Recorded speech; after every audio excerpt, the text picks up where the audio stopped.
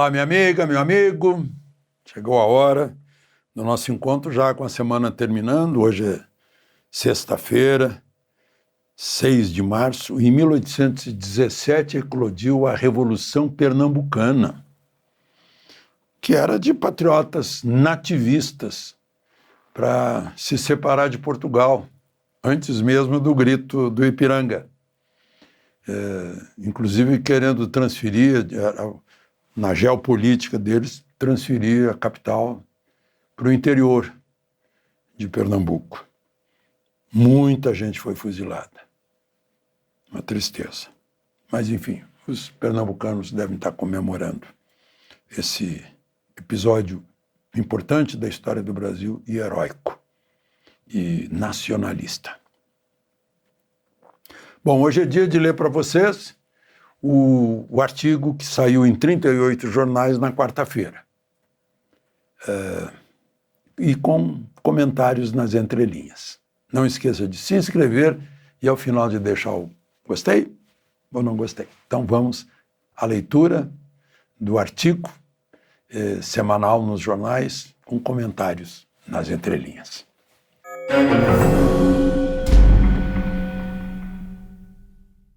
O título é Assombrações.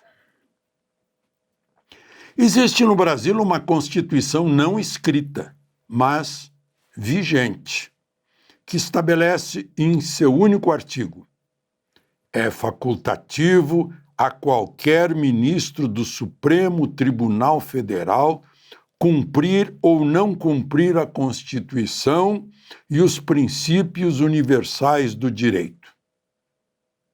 Parágrafo único. O silêncio da origem do poder e de seus representantes, assim como dos meios de informação, será interpretado como consentimento para decisões tomadas com base neste artigo. É uma ironia que eu estou fazendo, porque existe uma Constituição que está na cabeça de gente do Supremo, que só vigora por causa do silêncio da mídia que durou 7 anos. Agora estão acordando da anestesia. Estavam fixos na necessidade de eliminar os bolsonaristas, e aí valia tudo. A razão é exposta por um eufemismo, né? Medidas contra os antidemocráticos e tal, medidas antidemocráticas contra os antidemocratas. Fica divertido. Mas, enfim, vamos lá. Quando assisti ao evangélico deputado Nicolas Ferreira discursar, o medo paralisa, não tenham medo do Moraes, disse o Nicolas no palanque lá na Avenida Paulista. Quando eu ouvi isso, eu lembrei do quanto já preveni aqui sobre a campanha da mídia durante a pandemia, mostrando covas abertas à nossa espera para nos paralisar pelo medo. O medo paralisa, sim. Vi ali uma experiência totalitária para debilitar a vontade e a força do povo, que é a origem do poder, e facilitar o controle e o domínio. Por coincidência, o discurso de Nicolas na Avenida Paulista foi no mesmo domingo do Evangelho de Mateus 17:1-9, em que os discípulos, ao ouvirem das nuvens uma voz trovejante, prostraram-se de rosto no chão, mas Jesus os acordou. Levantai-vos, não tenhais medo. Levantai-vos, não tenhais medo. Em O Mágico de Oz, se vocês não viram ainda, é obrigação de ver. Primeiro filme a cores da história do cinema. Não sei quantas vezes eu já vi. Mas, em O Mágico de Oz, o mago dominava a terra de Oz com sua voz trovejante como se fosse um ser supremo.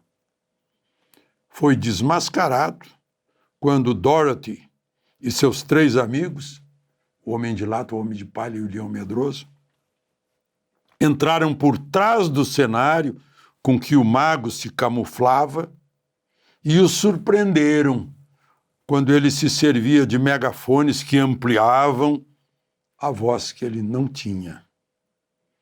Então se acovardou, se desmoralizou, parecia poderoso, apoiado no cenário.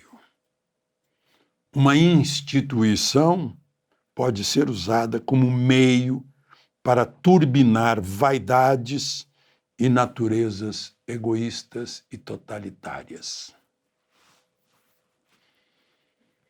Estive num dilema para decidir qual seria o assunto deste artigo. Estava entre o Ayatollah e Gilmar Mendes. Fiquei com Gilmar, porque está próximo. Embora sua mais recente decisão não seja rara no Supremo, é uma aberração que merece atenção. Merece atenção e merece registro, memória. Aliás, é a segunda aberração do judiciário em poucos dias. A outra foi a do desembargador de Minas Gerais, que absolveu e soltou o homem de 35 anos que abusava sexualmente de uma menina de 12. Lembra? Dizia, não, eram marido e mulher. O ministro Gilmar deve ter pesado o que seria menos chocante se exumar uma ação da pandemia, parece que era do Brasil Paralelo, para evitar quebra de sigilo da empresa de Toffoli, ou deixar que as contas da Marideté fossem expostas. Optou, como Toffoli vinha tentando como relator, por manter as contas escondidas. Isso indica o quê? Sugere que o movimento financeiro transitado na Marília Dias Toffoli, que é o nome da empresa diminuído, é ainda mais impactante do que suspeitavam os simples mortais. Ações de encobrimento são tão eloquentes quanto um contrato de 129 milhões de reais.